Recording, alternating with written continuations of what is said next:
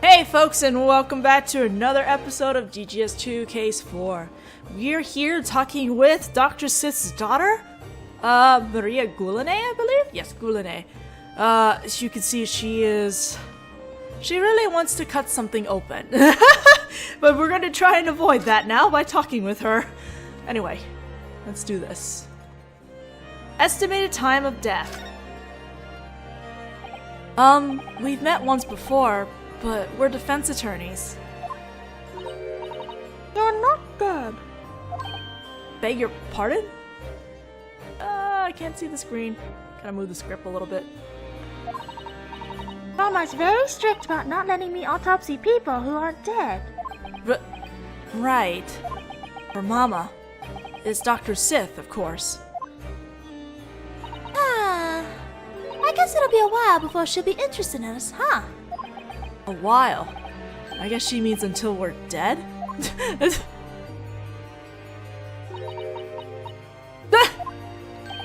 Sorry, but I don't have any intention of dying right now. I'll have to find some way to catch her interest. We could present the autopsy report.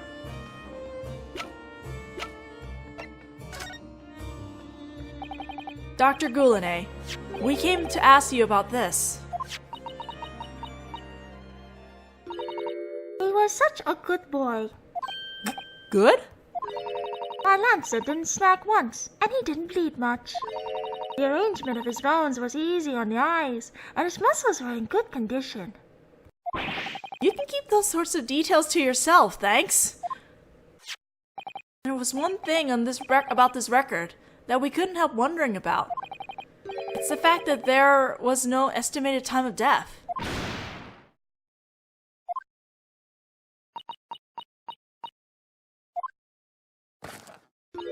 That's not Renee's fault. Huh? Renee? I guess that means Goulinet. In that case, perhaps you could tell us about it officially. She took off the mask. Also, she's really pretty underneath it. Wow. What? Estimated time of death again. Why doesn't this record have an estimated time of death on it? I think it's kind of the most important part.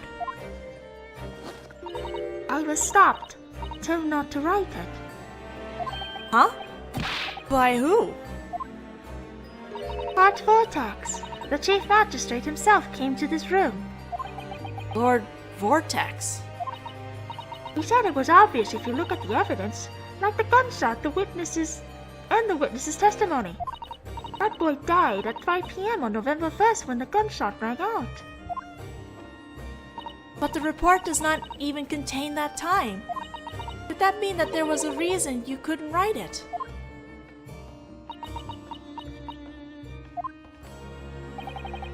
Dr. Goulinet, if you're hiding something on Lord Vortex's orders, then someday you're gonna find yourself in the same situation as your mama. Let me get that report.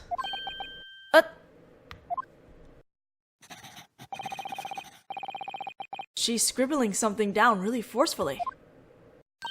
There. I added it. Wait. Show us! What did she write? Impossible to estimate. Huh? Autopsy report. Detective Gregson's autopsy report. According to Goulinet, who autopsied him, it's impossible to estimate the time of death. Impossible to estimate? What do you mean, you can't estimate the time of death? When that boy was brought to me, there was nothing out of the ordinary. In other words, there were no contradictions in assuming that he died when the gunshot was heard, but... There was one small contradiction. A contradiction? There was fish and chips in the corpse's coat pocket, see? And those fish and chips had started to rot. Huh? Thinking about it logically, someone who loves fish and chips would eat them before they went bad. Well, that's true, but what does this mean? A much possible that some manner of fabrication was performed in order to confuse the time of death. Some manner of fabrication? You could do that? Logically, if the corpse were to be cooled with ice, it would have been possible to delay the decomposition. If we assume that he wasn't wearing his coat when his corpse was refrigerated... Are you saying that only the fish and chips, which hadn't been frozen, would have rotted? With our current technology, I couldn't determine whether the body had been refrigerated or not. So this futuristic science has reached the point where even dead bodies can be frozen? But in order to cool a dead body, a rather large electric icebox would have been needed. Are there any homes in London that possess such a thing? It might be impossible to have in a home, but a factory of other specialized places would be a different story. I don't believe Fresno Street had any such factory. So, if for the sake of argument, we assume that the body was refrigerated by some means, what would happen to the estimated time of death in such an instance? I don't know for sure, but...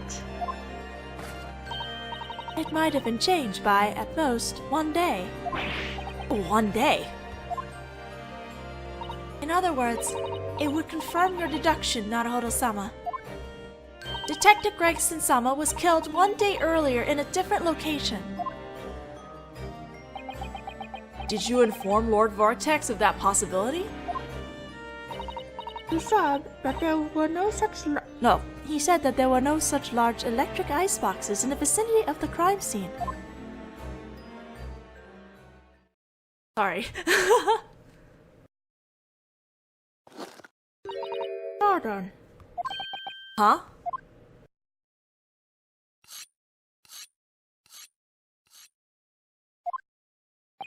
She started sharpening her lancet again.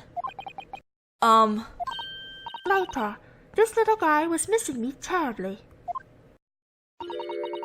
It doesn't seem like she'll be willing to speak to us anymore for a while. I guess we better try coming again if we find any more clues. Alright, so... for the time being, since we need more information, we'll leave her be. We'll have to come back later. So now, let's head to Barclay Prison. And talk about the subject that we shouldn't be talking about. Same day, unspecified time, Barclay Prison. The Chief Officer's office. Oh, you're back again, are we? Yes, hello. Come to think of it, I heard all about it in the report I received earlier. I heard that you found head jailer Daemwatchon. Yes, fortunately. But he's not one of our jailers anymore. That makes our prison unrelated to this case. I'd like to emphasize that as strongly as possible. I suppose so. Daemwatchon's son left this place 10 years ago. It's called disciplinary dismissal, right? When someone gets sacked. Oh, you're quite knowledgeable, aren't you? Here, how about a handcuffed-shaped biscuit? Oh! I should have expected this from handcuffs. They're so hard. I can't bite through them. So, did you encounter another problem? Even dipping the biscuit into the cup of coffee or tea doesn't help? Actually, we came because we had one other thing we wanted to ask you. Oh? It was about the document that vanished from inside Asougi Genshin's cell. I believe it was referred to as the Asougi file? Oh, we're just not gonna straight up talk about Asougi's will. We're just gonna go straight up and talk about the thing that we were told not to talk about. Okay, Naruhodō, I really hope Daemwatchon doesn't get in trouble.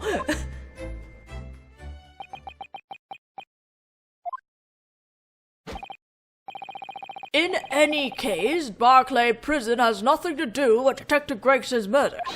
I appreciate it if you quit sniffing around at unrelated past incidents. Chief Officer Barricade's expression changed. That must mean there's something to this. And we're still gonna keep pressing anyway. The shadow of 10 years ago. That serial killer's execution and his jailbreak would be known as a dark spot in Barclay prison's history. He had an accomplice inside the prison, didn't he? He sure did. The coroner in charge of confirming his death after his execution and dealing with the body was Courtney Sith, the head jailer Daemwatchon, who was in charge of preparing for the execution.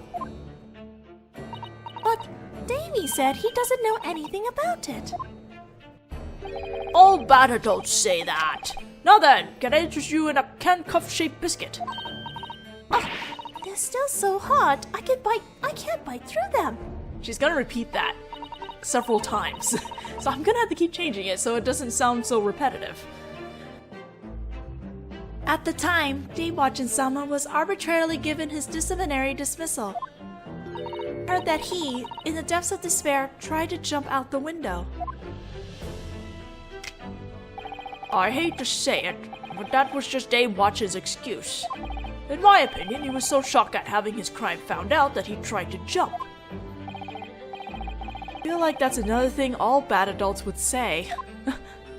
Well, some responsibility lies with me too, the chief officer, for being fooled by him. There's no one else around who knows the detailed circumstances of what happened at the time. Detective Gregson was murdered and Dr. Sith isn't currently allowed any visitors. Not currently allowed visitors? They must be worried about her leaking information. But I refuse to go home empty-handed. Of course! Why don't you take some of these handcuff-shaped biscuits with you as a souvenir? It's the same line again. I think these are too hard. Let's see. If there were anyone who knew about the situation at the time, it would be Maria Goulinet of the Criminal Identification Office. Maria Goulinet? She's the only daughter of the coroner, Courtney Sith. She seems to enjoy waving that lantern of hers around in imitation of her mother.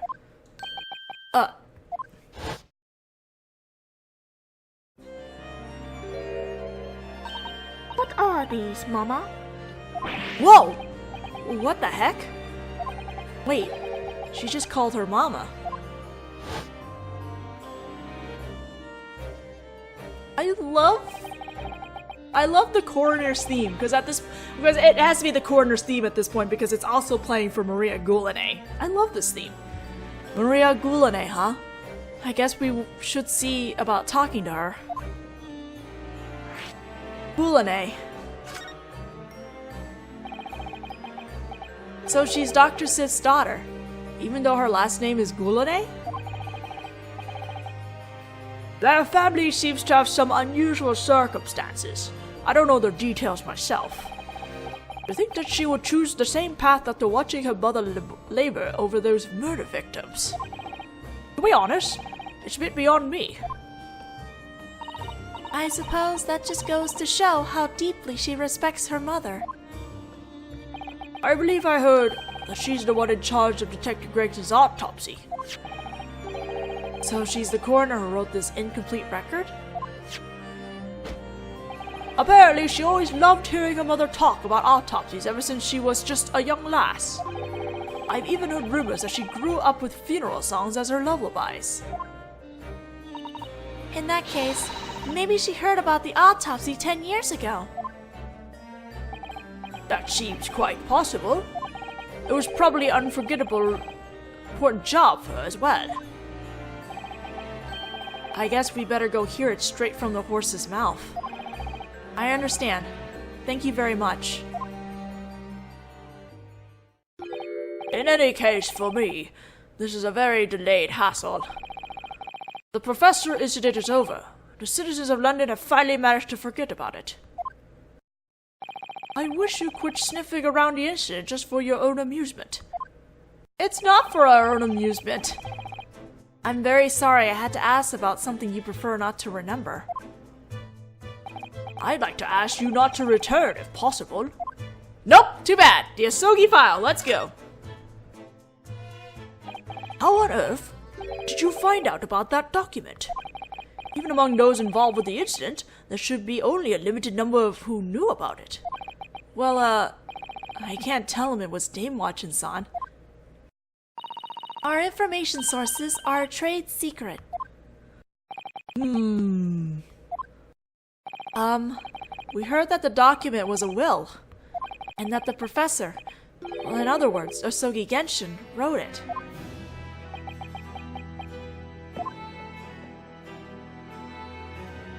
Yes, that's right.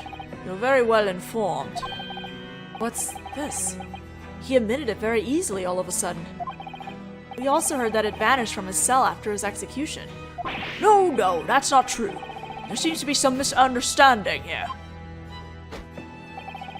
That document was right where it should have been, in his cell. What? Huh? That's not what we heard. Just a moment. It should be right around here. Ah, here we are. This is it. Recorded by Asougi Genshin. It was written in brushstrokes. I can't read it since it's written in Japanese, but apparently it says that he wants all of his belongings to be sent to his son in Japan. Yes, it does indeed say that. And this is the Asougi file? Of course it is! It's a document written by Asougi, after all. That's right, there are no mysteries surrounding it. That's the whole thing. There was quite a mess remaining after that execution that I prefer not to remember. All his remaining belongings were shipped to Japan as he specified. That case is over. Perhaps we should make a note of this, Naruhodō-sama, just to be safe. The Asougi file, Asougi Genshin's will, said to have been his final weapon, which Daemwatchon-san swore had vanished.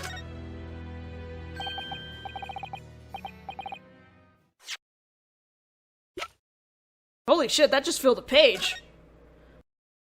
Alright, the writings of Asougi Genshin.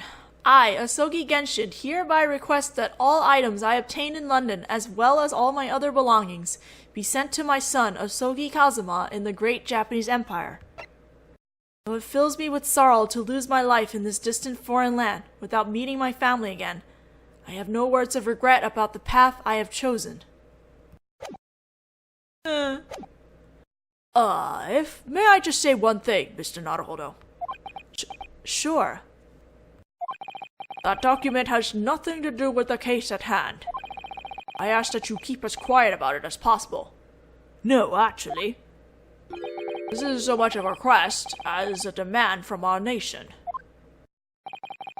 I understand. Nope, too bad. It's gonna probably come up at some point in the trial. Alright, let's go back to Gulane now. Whoops. Whoop, whoop, whoop.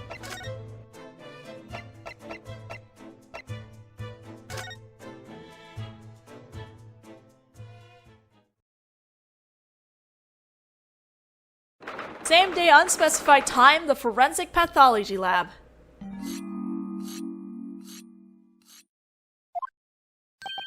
There's the sound of her sharpening her lancet again. You're still not dead yet. I don't have anything else I can tell you about that boy. We're not here to ask about Detective Gregson this time. We want to hear about your mother, Dr. Sith. The chief officer at Barclay prison told us. She said that she was in charge of pronouncing the professor dead after his execution. That's not all she did. Huh? My mama even observed the autopsy of Crimmett Van Zeeks. What? Crimmett Van Zeeks? Lord Van Zeek's older brother, and the final victim in the string of murders. It was back when autopsying the bodies of aristocrats was unheard of, but the detective in charge of the investigation insisted, and miraculously it actually happened. You're talking about Detective Gregson-sama, aren't you? So Detective Gregson performed a miracle, huh? They discovered definitive evidence during the course of that autopsy that led to the arrest of the serial killer. And my mama was there to witness that historical moment. Oh my god. But autopsies occurred in this very room. Both the professors and Crimmett Van Zeeks spent their final moments on that operating table. This operating room is English legal history. Sounds like Gulane-san is really proud of Dr. Sith. Dr. Gulane, would you mind telling us about what happened during that time?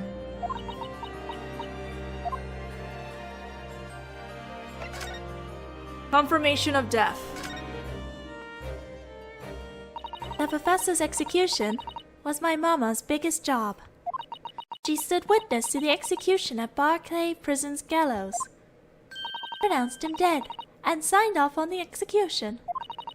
Mama is the best coroner in the world. I'm so proud of her. Well, that execution was never actually carried out. Not only that, but she cooperated with his jailbreak. I wished I'd never found that out. You didn't know, did you, Gulane-sama? I trusted my mama, but I might have already started out along the same path. You mean because of the estimated time of death on this report? Lord Vortex forbid you to write it. Just like my mama, I'm sure she was ordered by someone to do what she did as well. Yes, that's what I think too. There can be no doubt that there was a larger power behind what happened 10 years ago. Fabricating an execution would have been impossible without the prison's cooperation. Obviously, that chief officer must have known as well. But that handcuffed Jiffy kept coolly repeating that he'd been tricked. I'm sure he would say that. I know I would. Who on earth gave the instructions for the jailbreak plan? Blech. Crimmett's autopsy. About Crimmett Van Zeek's autopsy. Back then, it was still unusual to autopsy murder victims. Autopsies still aren't being conducted in Japan. When the final victim in the professor's murders was autopsy, Mother stood here as a second assistant. The one actually performing the procedure was Dr. John H. Watson. He's my papa! And there were two assistants, my mama and one other. The first assistant was apparently an exchange student who came from some country in the Orient. An exchange student? That'd have been... It was likely my father, Mikotoba Yuujin. I didn't know Professor Mikotoba had occupied such an important position. The result of that history-making autopsy was that some decisive evidence used to coroner the professor was found. And that evidence indicated Asougi Genshin as the true killer, huh? Is there any way you might tell us what that piece of evidence was?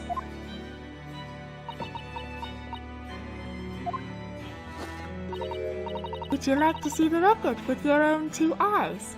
Huh? But are you sure? Records are created so that they can be studied by people later, are they not? It should be filed under V from 10 years ago in the file cabinet in the back. Thank you very much. Van Zeeks. Huh? What is it, Naruhodō-sama? There's no record about Crimmett Van Zeeks here. That can't be. Did someone borrow it? No one is allowed to borrow the records related to the professor. You're right. It's gone. When did you last see the record? It was 2 years ago. Oh, I remembered. One day, a private detective came, saying that he wanted to see the records. A private detective? You can't mean... Sherlock Holmes. Everything just comes around! So I was right. Don't tell me that detective took the... Did he... Iris-sama?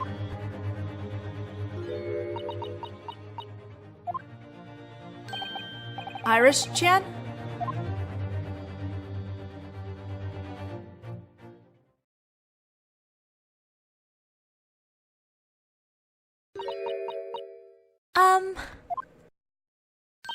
Can I talk to you for a second, Naruhodō-kun?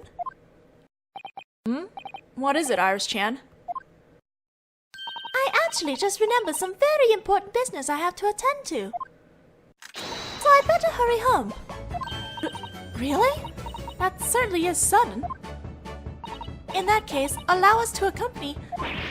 No, it's fine. You take your time investigating. Now then, work hard. Hey, just a minute, little girl. Huh? Me? Come to think of it, you've been here before, haven't you? Uh-oh. Iris? You have, Iris-chan. 2 years ago, when that detective visited, you were here with him. And as I recall, you weren't dead then either. Oh, shit! Well, yeah, of course she wasn't. What was I? I don't really remember. Anyway, I'm really in a hurry. Iris-chan. I'll have some hot herb tea waiting for you later, okay? Uh-huh. What was up with Iris-chan just now? She was obviously acting strange.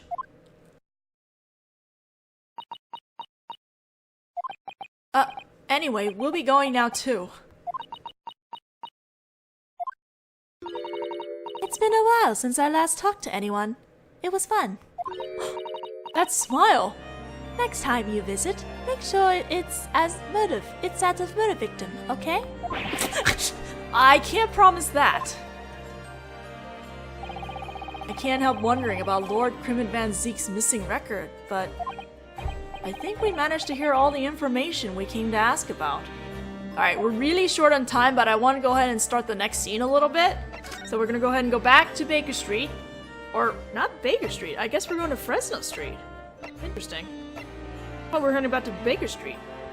Okay, well, in that case, we will just hold off until the next video to do it. Because I was under the assumption we're heading to Baker Street, but we're not. So, we'll save this next part in the next video. I'll see you guys then.